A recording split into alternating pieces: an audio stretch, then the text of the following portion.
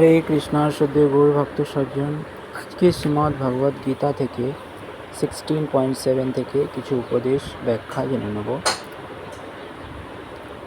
অসুর স্বভাব ব্যক্তিরা ধর্ম বিষয়ে প্রবৃত্ত এবং অধর্ম বিষয়ে থেকে নিবৃত্ত হতে জানে না। তাদের মধ্যে শৌচ, সদাচার ও সত্যতা বিদ্যমান নেই। প্রতিটি সভ্য মানব সমাজে কতগুলি শাস্ত্রীয় নিয়মকানুন আছে, সেগুলি প্রথম থেকেই মেনে চলা হয়।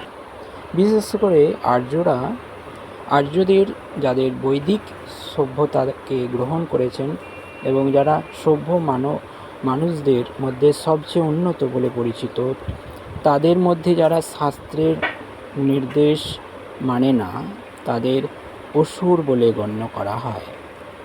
তাই এখানে বলা হয়েছে যে অসুরেরা শাস্ত্রের বিধান জানে না, এবং তাদের মধ্যে কেউ যদি তা জেনেও থাকে, সেগুলি অনুসরণ করবার কোনো প্রবৃত্তি তাদের নেই।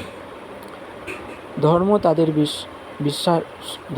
তাদের বিশ্বাস নেই, আর বেদের নির্দেশগুলি আচরণ করবার কোনো ইচ্ছাই তাদের নেই। অসুরেরা অন্তরে ও বাইরে শুদ্ধ নয়। স্নান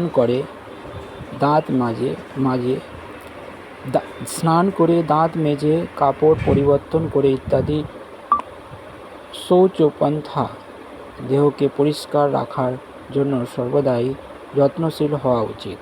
অন্তরে পরিচ্ছন্নতার জন্য সর্বদা ভগবানের পবিত্র নাম স্মরণ করা উচিত এবং হরে কৃষ্ণ কৃষ্ণ কৃষ্ণ হরে হরে, হরে রাম রাম রাম হরে হরে এই মহামন্ত্র কীর্তন করা উচিত।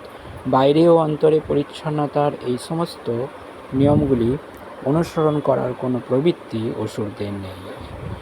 জয় শিলা প্রভুপাদ কি জয়, অনন্ত কোটি গৌর ভক্তবৃন্দ কি জয়, নিতাই গৌর প্রেমানন্দে হরি হরি বল।